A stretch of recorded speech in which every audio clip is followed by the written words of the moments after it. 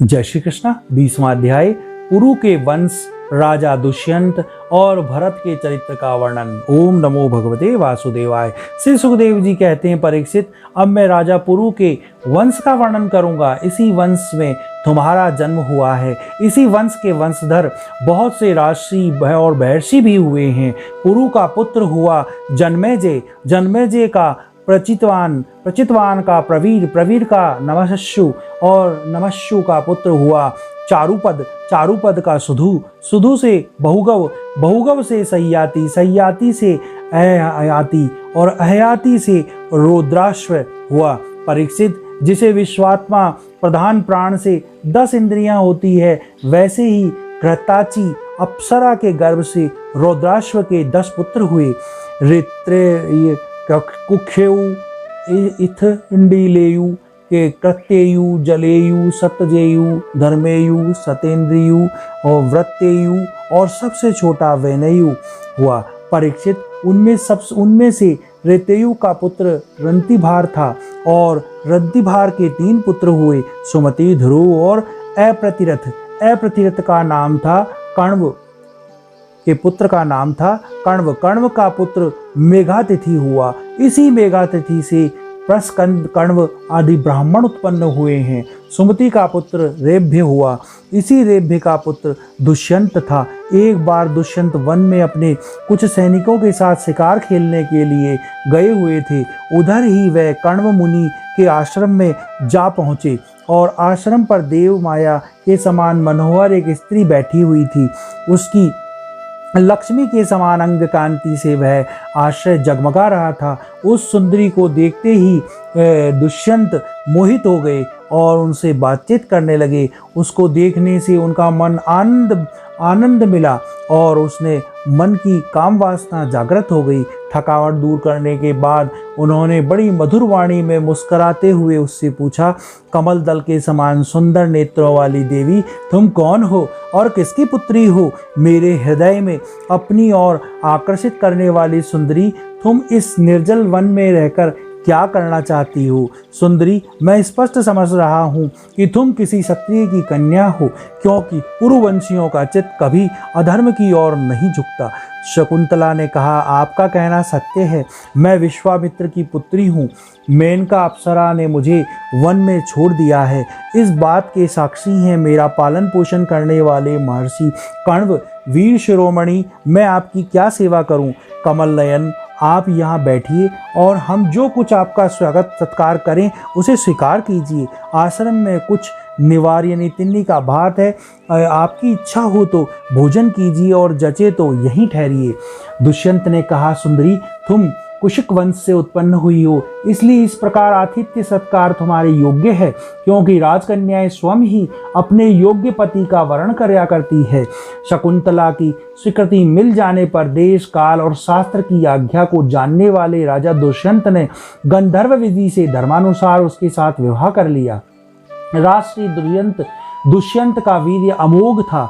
रात्रि में वहां रहकर दुष्यंत ने शकुंतला का सहवास किया और दूसरे दिन सवेरे वह अपनी राजधानी में चले गए और समय आने पर शकुंतला को एक पुत्र उत्पन्न हुआ।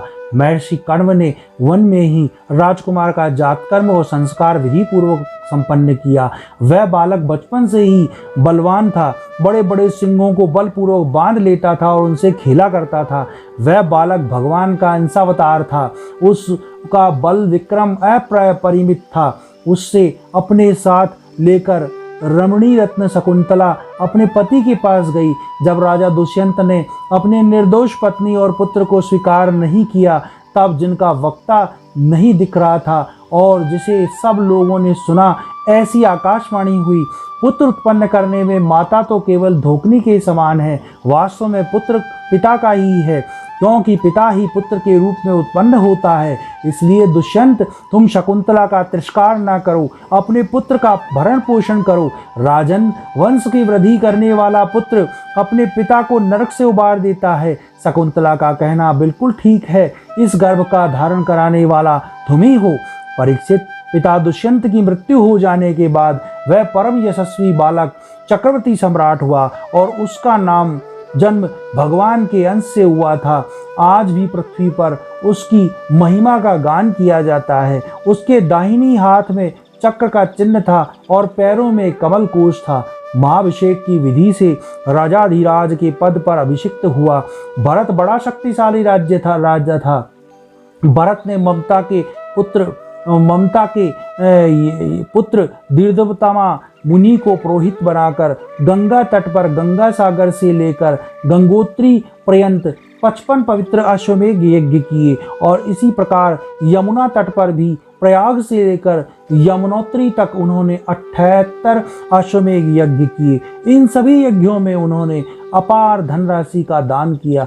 दुष्यंत कुमार भरत का यज्ञीय अग्नि स्थापन बड़े ही उत्तम गुण वाले स्थान में किया गया था। उस स्थान में भरत ने इतनी गोएं दान में की कि 1000 ब्राह्मणों में प्रत्येक ब्राह्मण को एक बद्ध गोएं मिली थी। इस प्रकार राजा भरत ने उन यज्ञों में 133 घोड़े बांधकर समस्त प्रजापतियों को असीम आश्चर्य में डाल दिया। इन यज्ञों के द्वारा इस लोक में तो राजा भरत को परम यश मिला ही, अंत में उन्होंने माया पर भी विजय प्राप्त कर देवताओं के परम गुरु भगवान श्री हरि को प्राप्त कर लिया। यज्ञ में एक कर्म होता है मशनार। उसमें भरत ने स्वर्ण से विभूषित श्वेत दांतों वाले और काले रंग के 14 लाख हाथी दान किए।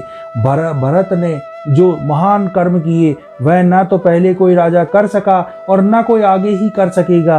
क्या कभी कोई हाथ से स्वर्ग को छू सकता है?